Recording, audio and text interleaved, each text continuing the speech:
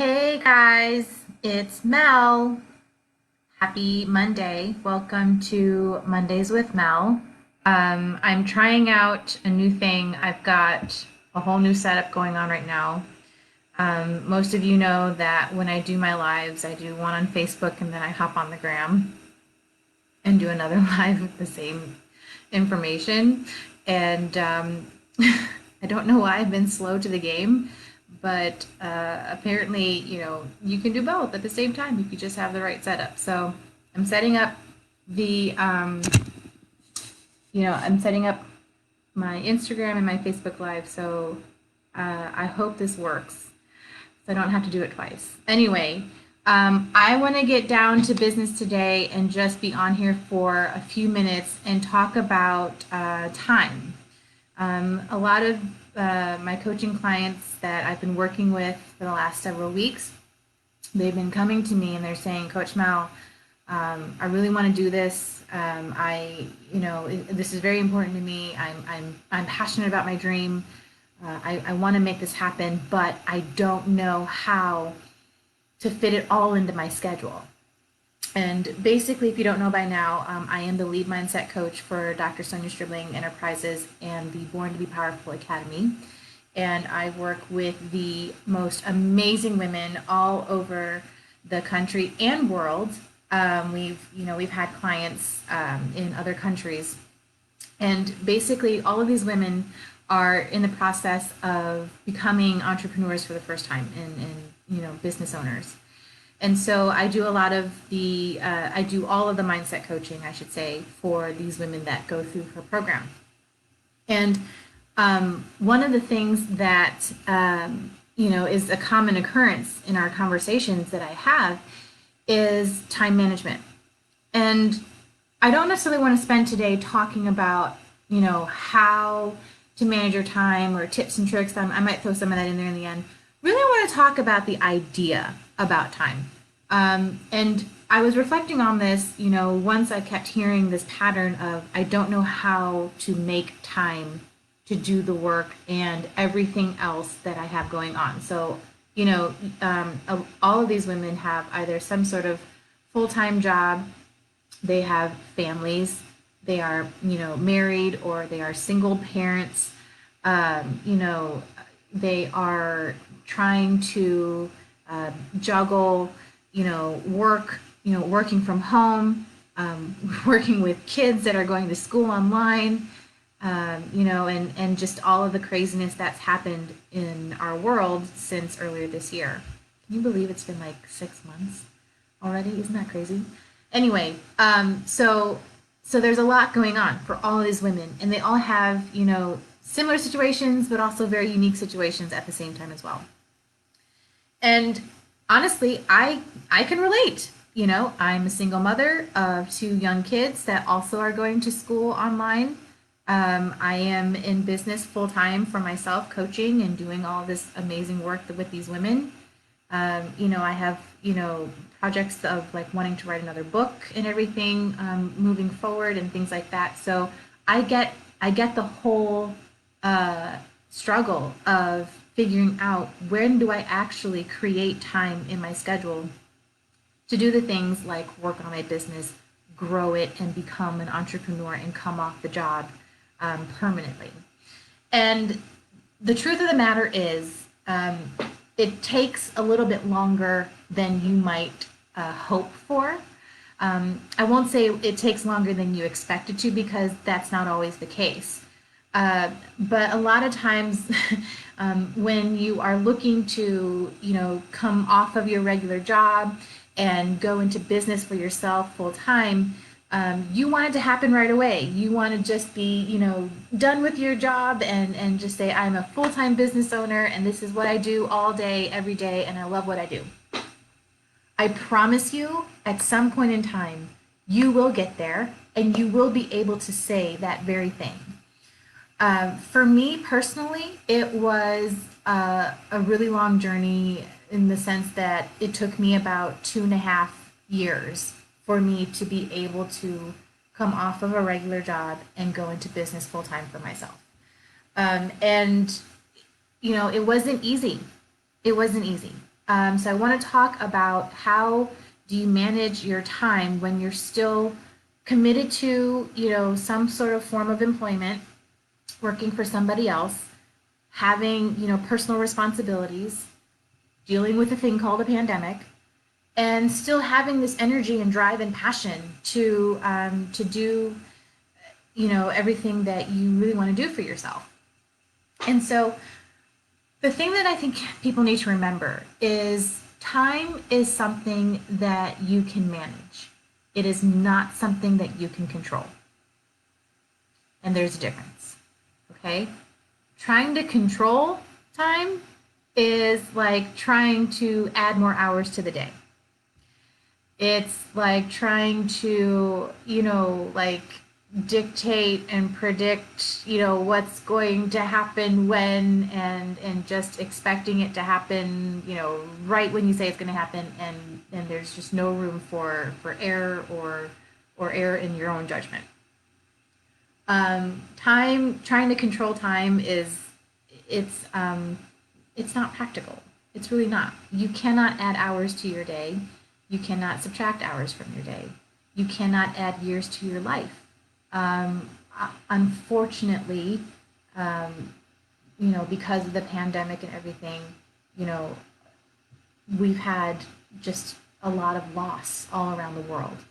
And personally, in my circles, in the last, I would say 6 to 8 weeks, I have myself or have had close friends that have been personally touched by, by loss of life, and not necessarily due to the virus. And some of these instances were very sudden and unexpected, and it's just been a hard time. It's just been a really hard time. Um, and so what I've been realizing and thinking about, in these last several weeks is that you really cannot control, the amount of time that you have in your life. You don't know what day is your absolute last. You really don't. And you can't control, how many birthdays you're going to have here on earth. You can't. And so if you're in that pursuit, you're going to be very frustrated. However, time is something you can manage. And every day that you are given on this earth, you have the choice and the ability to make the best use of your time as much as possible. And understanding what is important to you and what is the most important thing to you will help you stay in the right frame of mind for how to look at your time and what you're doing with it. When a couple years ago, I'd say probably about almost 3 years. By the end of this year, it'll be 3 years. But when I left my marriage, 3 years ago, at the same time, I also left corporate America. I tell this story quite a bit to my coaching clients. They're like, within 30 days, I left my marriage and I left corporate America. And a lot of my clients are like, "You did what?" Um, and, um, but it was because I had reached a point in my life where I asked myself one question, which was, what is the most important thing to me right now? And the answer was my kids. I wanted to be, more present with them. I wanted to be the mother that they deserve to have. I wanted to give them a childhood that they could cherish when they grow older. And that meant that if I really believed that my kids were the most important thing to me, every decision that I make and everything in my life would have to support and align that truth. And so it called for some really tough decisions. And it meant leaving a very toxic relationship and also leaving a job that I actually happened to love doing. And I love the people that I was working with, but it wasn't serving my life anymore. And it wasn't bringing me joy, and it wasn't bringing me the satisfaction that I was hoping to have out of my work. And so I made that tough decision to walk away from things that I thought were always going to be a part of my life in order to start something new so that I could align with what I said was the most important thing to me. So since then, obviously, if you've been following me or if you've been, a close friend or family of mine, you are aware of the journey that I've been on, and I can say that I feel to some degree I've arrived at a place where I said that I would be. And so I really want to encourage everyone who is struggling with thinking about, well, how do I turn my dream into a reality? First, ask yourself, what is the most important thing to you? And then make every single action, decision, and behavior that you exhibit every day align with that truth. And if it means, starting your own business or leaving something behind for your children to have, which is what I wanted, um, then you will look at the time that you spend every day and your schedule, and you will find the way to incorporate a little bit of time to nurture and devote yourself to that dream. So if you are a budding entrepreneur, if you are in the very beginning stages of starting your own business, or if you're just in that dream phase where it's just an idea still and you wonder if it's possible, the answer is yes, it is possible. But it's not going to magically fall in your lap and say, here's your brand new business and $1 million, in your first million. It's going to require letting go of the things that no longer serve you, even if they are things that you loved or things that were good for you. One of the things that I learned, in my faith is you can certainly hold on to the things that are good, but what happens if God has greater for you? There's no room in your hands for them if you are holding so tightly onto those good things.